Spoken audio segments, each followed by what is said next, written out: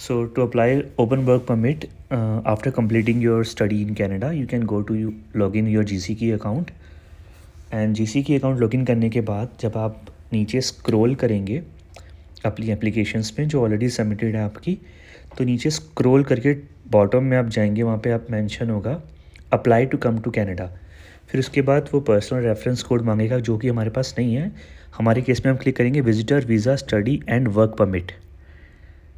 ठीक है, इस पर क्लिक करने के बाद कुछ एलिजिबिलिटी चेक करेंगे, कुछ क्वेश्चंस हैं, what would you like to do in Canada. तो यहाँ पे आएगा work, open work permit inland Canada के लिए हम ये कर रहे हैं file. How long are you planning temporarily more than 6 months.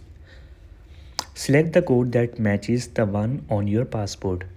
तो आपके पासपोर्ट में जो कंट्री कोड है हमारे पे IND है, India. What is your current country और टेरिटरी ऑफ रेजिडेंस। अभी आप कहाँ पे हो, अभी हम कनाडा में हैं तो आप कनाडा डालोगे इसमें।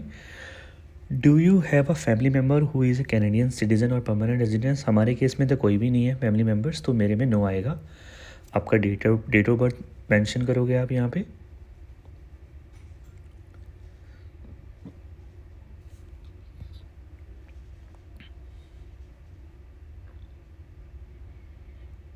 देन उसके बाद क्लिक करेंगे हम, एक बार चेक कर लेना पूरी क्वेश्चंस प्रॉपरली। देन उसके बाद हम क्लिक करेंगे नेक्स्ट। फर्दर मोर क्वेश्चंस को पूछेंगे आपसे। Are you lawfully permanent resident of United State. No, हमारे केस में हम नो है। तो what is your current immigration status in Canada. अभी हम स्टूडेंट हैं स्टिल, तो स्टूडेंट ही करेंगे। आफ्टर ग्रेजुएशन भी हम स्टूडेंट ही हैं। Then click next. Do you plan to work on campus. No, क्योंकि हमारा ये ऑन कैंपस वर्क नहीं है, ओपन वर्क परमिट है ये, तो हमारे केस में नो होगा। Are you a full time student at a participating post secondary institution and want to work off campus. No, क्योंकि हम ऑफ कैंपस 20 आवर्स के लिए वर्क परमिट अप्लाई नहीं कर रहे। Have you recently graduated from a participating Canadian post secondary institution. इसमें yes आएगा। For which your study program was full time and a minimum of 8 months. कम से कम 8 मंथ से ज़्यादा होना चाहिए। हमारे केस में येस होगा because our course is 2 years। Have you been told by IRCC office that you are approved for principal for permanent residence. No. Have you submitted a permanent resident application in Canada. No.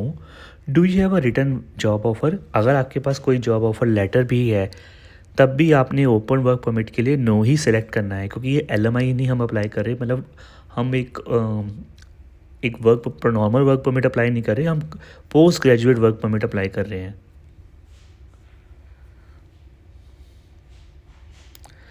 So do you have any official letter from your school that confirms. आपके पास एक official letter होनी चाहिए, हमारे पास है।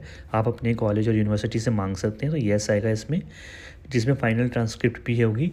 What is your marital status. तो अभी हम सिंगल हैं तो सिंगल ही मेंशन करेंगे यहाँ पे। व्हाट इज़ योर प्रोविंस और टेरिटरी। अभी प्रेजेंटली आप कहाँ रह रहे हैं और कहाँ जॉब कर रहे हैं, तो वो सिलेक्ट करेंगे। ओंटारियो है मेरे केस में।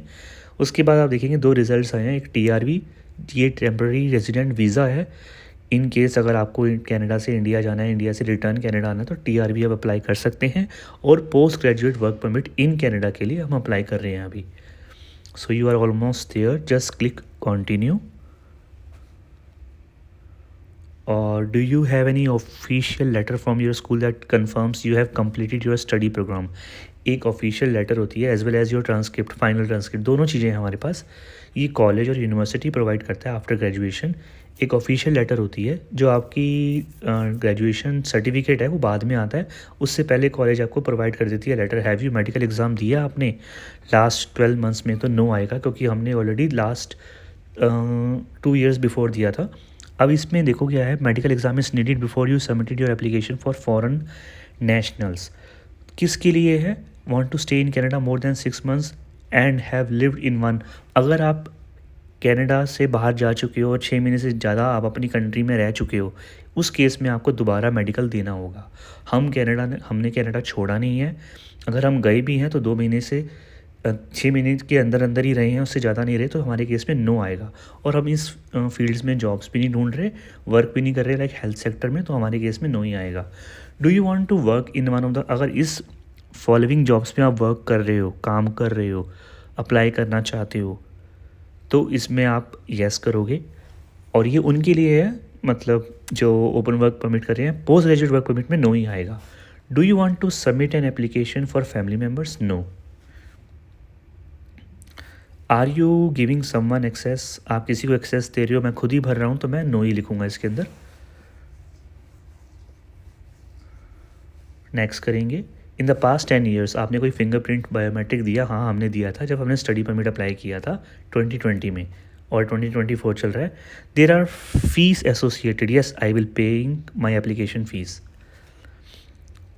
Are you able to make a digital copy? हाँ, हम डॉक्यूमेंट्स की डिजिटल कॉपी बना के उसको अपलोड करेंगे। येस करेंगे इसमें।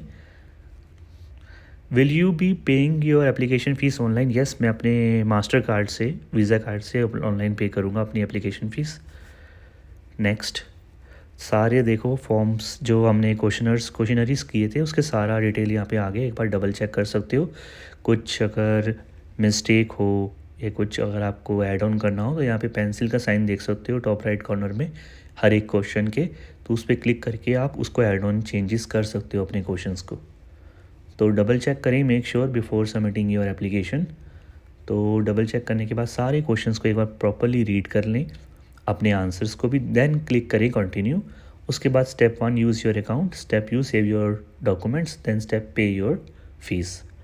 तो हम क्लिक करेंगे कंटिन्यू। उसके बाद ये डॉक्यूमेंट लिस्ट सारी आ गई। पहली है एप्लीकेशन फॉर्म IMM 5710 जो रिक्वायर्ड होता है स्टे और remain in Canada as a worker.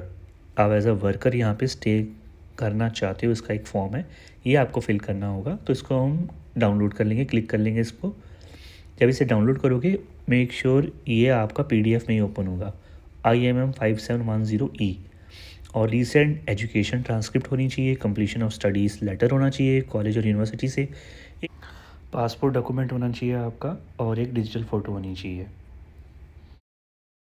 For documentation I have made another video. I hope this video helps you. Thank you.